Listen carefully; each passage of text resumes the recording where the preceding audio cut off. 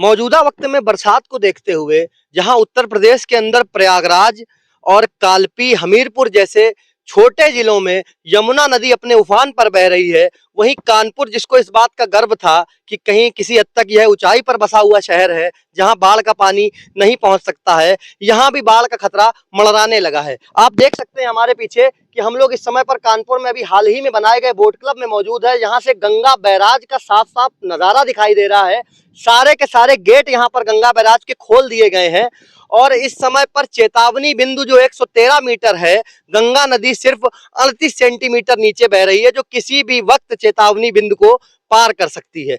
आपको हम दिखाना चाहेंगे कि गंगा नदी अपने खौफनाक स्वरूप में बह रही है। कहीं ना कहीं पानी के बहाव की वह आवाजें जो हो सकता है कैमरे में ना रिकॉर्ड हो रही हों, लेकिन हमारे कानों को साफ तौर पर सुनाई दे रही कि गंगा के पानी का बहाव कितना ज्यादा तेज है। आइए अब रुख करते हैं उन बस्तियों की ओर जहां कहीं ना कहीं गंगा का पानी घुस चुका है।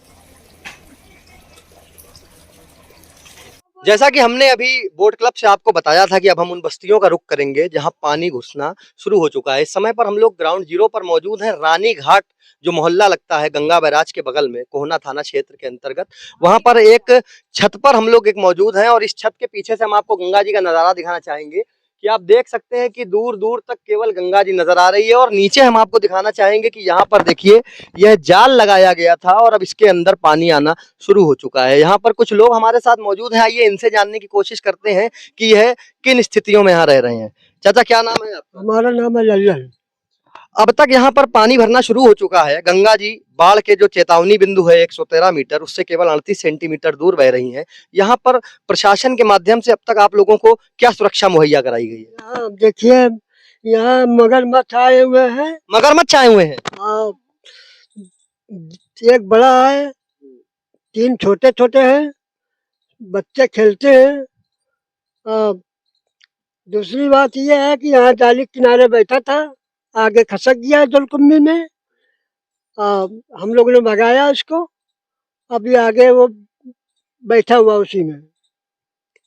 अच्छा, इसके अलावा ये बताइए कि आपका जो नदी नहर विभाग होता है, जो लोग बाढ़ प्रभावित क्षेत्रों में जैसे एनडीआरएफ की तैनाती की जाती है, क्षेत्रीय पुलिस की, यहाँ पर अब तक किसी भी प्रकार के अधिकारियों ने कोई किसी प्रकार का दौरा किया है? इस बस्ती में आप लोगों को सुरक्षा की कुछ जिम्मेदारी दी गई है? नहीं, नहीं दी गई। नहीं।